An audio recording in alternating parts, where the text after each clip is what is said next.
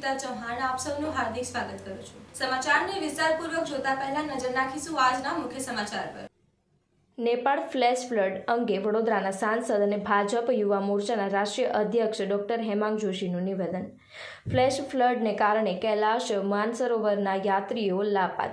આ સ્થિતિમાં પીએમને નેપાળના પીએમ સાથે વાત કરી છે। નેપાળને તમામ સહાય પહોંચાડવા કેન્દ્ર સરકારની ખાતરી।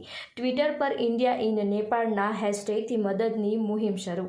વડોદરા સાંસદ કાર્યાલય તરફથી હેલ્પલાઇન સેવા શરૂ કરવામાં આવી છે। નેપાળમાં ફસાયેલા નાગરિકો અંગે હેલ્પલાઇન નંબર 7778826034 પર સંપર્ક કરી શકે છે। વડોદરા કે ગુજરાતના કોઈ નાગરિકો ફસાયા છે કે નહીં તેની માહિતી મેળવવાના પ્રયાસ જારી। સાંસદ કાર્યાલય તરફથી અમારી ટીમને એક્ટિવ કરી દેવામાં આવી છે। માહિતી એકત્ર કરવાનું કામ ચાલુ છે। ભારતીયોનું વર્ગીકરણ રાજ્યો પ્રમાણે કરવાનું ચાલુ। સૌથી વધુ ભારતીયો લાપાત અને હોવાની પ્રાથમિક માહિતી। ફસાયેલા નાગરિકો અંગે માહિતી એકત્ર કરવાની કામગીરી ચાલુ હતી। Reporter Rahul Rajput, YNA news, Vadodara.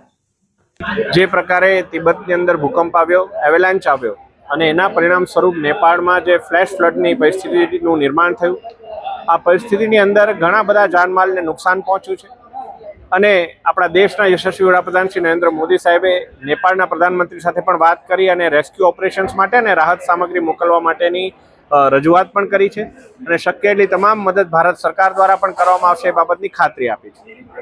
ભારતીયોની વાત કરીએ તો નેપાળની અંદર અત્યાર સુધીમાં ઔપચારિક રૂપથી 100થી વધારે ભારતીયો લાપતા હોય એવા એક સમાચાર આપણને પ્રાપ્ત થઈ રહ્યા છે।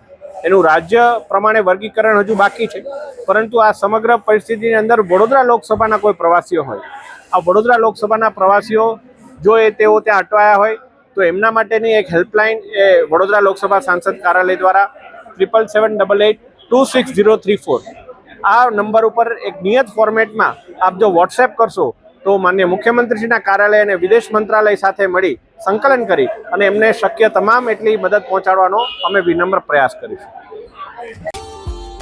Subscribe now and press the bell icon. Never miss an update.